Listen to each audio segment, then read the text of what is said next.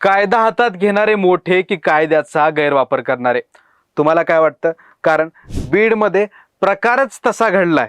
संतोष देशमुख हत्याकांडानं बदनाम झालेल्या बीडमध्ये मोठा चमत्कारी म्हणावा असा प्रकार वास्तवात घडलाय.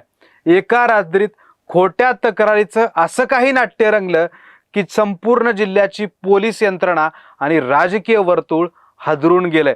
मस्साजोगचे माजी सरपंच दिवंगत संतोष देशमुख यांचे बंधू धनंजय देशमुख आणि समाधान खिंडकर यांनी एकमेकावर गंभीर आरोप करत पोलिसात तक्रारी दिल्या. थेट खुनाच्या कटाचा आरोप केला. मग पोलिसांनीही तक्रारी दाखल होताच पहाटे 5 वाजता घाईघाईनं गुन्हेही दाखल करून घेतले. पण नंतर तपासात काय निष्पन्न झालं तर या दोन्ही तक्रारी खोट्या होत्या. पण आता हे प्रकरण थेट हायकोर्टात जाणार आहे आणि खोट्या तक्रारी दाखल करणाऱ्यांसोबतच घाईघाईत FIR फाडणाऱ्या पोलिसांवरही कारवाईची टांगती तलवार आहे.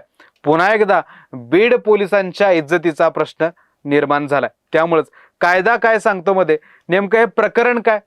देशमुख खिंडकर यांनी खोट्या तक्रारी दाखल का केल्या? पोलिसांनी गुन्हा का दाखल करून घेतला? पोलिसी गोत्यात कसे आले? आणि आता खोट्या गुन्ह्याचं पुढं काय होणार? कोण कोण अडकणार? याचीच उत्तरं सांगणार आहे. त्यामुळे व्हिडिओ शेवटपर्यंत नक्की बघा. नमस्कार, मी ज्ञानेश्वर रेड्डी, तुम्ही पाहताय TOD मराठी. नेमका विषय आणि घटनाक्रम काय? या वादाची सुरुवात होते 30 मे 2026च्या रात्री. समाधान खिंडकर हे रात्री 11च्या सुमारास मित्रांसोबत बीडमधील शेतकरी राजा या ढाब्यावर जेवायला गेले होते. तिथे आधीच धनंजय देशमुख हे रविराज साबळे यांच्यासह काही मित्रांसोबत बसले होते. याच वेळी दोन्ही गटात कथित वाद झाला आणि रात्री दोघांनीही बीड ग्रामीण पोलीस ठाण्यात धाव घेत एकमेकांविरोधात परस्पर विरोधी तक्रारी दिल्या.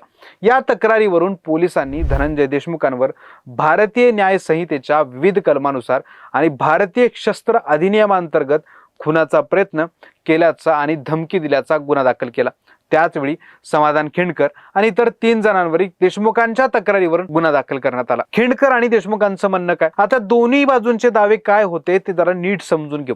समाधान खिंडकरांचं म्हणणं होतं की ढाब्यावर धनंजय देशमुख यांना पाहून काहीतरी वाद होईल या भीतीनं त्यांनी स्वतःचं इंस्टाग्राम लाईव्ह सुरू केलं होतं. त्यांच्या मते देशमुखांच्या बॉडीगार्डने त्यांचा मोबाईल हिसकावून घेतला आणि इंस्टाग्राम लाईव्ह बंद केलं. त्यानंतर स्वतः धनंजय देशमुख तिथं आले. त्यांनी शिवीगाळ केली आणि आपल्या अंगरक्षकाच्या कमरेचं पिस्तूल काढून थेट खिंडकर यांच्या डोक्याला लावून जीवे मारण्याची धमकी दिली. या गंभीर आरोपानंतर खिंडकर यांनी देशमुखांना तात्काळ अटक करण्याची मागणी लावून धरली. दुसरीकडे धनंजय देशमुख यांचं म्हणणं पूर्णपणे वेगळं होतं. देशमुखांच्या मते ढाब्यावर तणावाची परिस्थिती होती, त्यामुळं अनुचित प्रकार घडू नये म्हणून आपण स्वतः पोलीस इन्स्पेक्टरला फोन करून याची माहिती दिली. ते आपल्या गाडीच्या खाली उतरलेच नव्हते, त्यामुळे पिस्तूल रोखण्याचा प्रश्नच येत नाही आणि ही सर्व माहिती त्यांचे अंगरक्षकही पोलिसांना सांगत होते. दोघांचे दावे हे परस्पर विरोधी आहेत. मग पोलिसांनी तातडीने तक्रार का दाखल करून घेतली? पोलिसांनी गुन्हा दाखल करण्याची घाई का केली? पोलिसांच्या म्हणण्यात आणि कार्यपद्धतीत मोठी त्रुटी होती. धनंजय देशमुखांच्या मते गुन्हा दाखल करा, पण आधी CCTV तपासा, पडताळणी करा अशी मागणी त्यांनी पोलिसांकडे केली. पण पोलिसांनी त्यांचं काही ऐकलं नाही. पहाटे 4 वाजून 57 मिनिटांनी पोलिसांनी घाईघाईत देशमुखांवर खुनाचा गुन्हा नोंदवला. याबद्दलच सहाय्यक पोलीस अधीक्षक व्यंकटराम यांनी अजब स्पष्टीकरण दिलं. ते म्हणाले की जेव्हा कोणी पोलीस ठाण्यात फिर्याद द्यायला येतं तेव्हा FIR करून घेणं आमचं कर्तव्य असतं. पहाटे 4 वाजता ढाब्याचे मालक झोपले होते, त्यामुळे CCTV मिळवणं शक्य नव्हतं म्हणून आम्ही टेम्पररी FIR दाखल करून घेतला. पण पोलिसांनी शहानिशा न करताच गुन्हा दाखल केला, हा खरा प्रश्न आहे.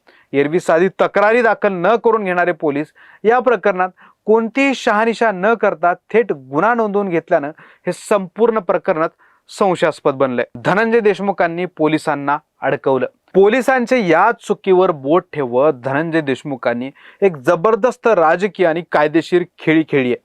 ते रविवारी बीड ग्रामीण पोलीस ठाण्यात पोहोचले आणि त्यांनी एक खळबळजनक तक्रार दिली. त्यांनी चक्क आमदार धनंजय मुंडे आणि शिवसेनेचे माजी जिल्हा प्रमुख परमेश्वर सातपुते यांनी आपल्याला घाटात अडवून आपल्यावर गोळीबार केल्याची तक्रार दिली. याबद्दलच माध्यमांशी बोलताना त्यांनी सांगितलं की माझ्या बाबतीत पडताळणी न करता तुम्ही रात्री गुन्हा नोंदवला, तसंच आत्ताही पडताळणी न करता धनंजय मुंडेंवर गुन्हा नोंद करा. देशमुखांच्या या भूमिकेनं पोलिसांची मोठी कोंडी केली. मग पोलिसांना तक्रार खोटी असल्याचं कसं समजलं? या हाय व्होल्टेज ड्राम्यानंतर पोलीस यंत्रणा जागी झाली. स्वतः IPS अधिकारी व्यंकटराम यांनी बीड ग्रामीण ठाण्यात ठाण मांडलं आणि तब्बल 8 तास कसून तपास केला. पोलिसांनी 30 मेच्या रात्री 10:05 ते 12 वाजेपर्यंतचे शेतकरी राजा ढाब्यावरील सर्व CCTV फुटेज तपासले आणि धक्कादायक बाब म्हणजे CCTV मध्ये अशी कोणतीही घटना घडल्याचं दिसून आलं नाही.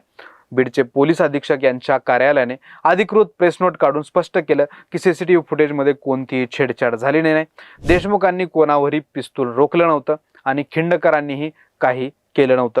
प्रत्यक्षदर्शी, साक्षीदारांचे जबाब आणि CCTVच्या आधारे या दोन्ही तक्रारी पूर्णपणे खोट्या असल्याचं निष्पन्न झालं. या तपासानंतर धनंजय देशमुखांनीही आमदार मुंडे विरोधात दिलेली ती गोळीबाराची तक्रार मागे घेतली. या प्रकरणात गुन्हा दाखल करण्यात आला नाही, पण खोटी तक्रार दाखल झाली होती.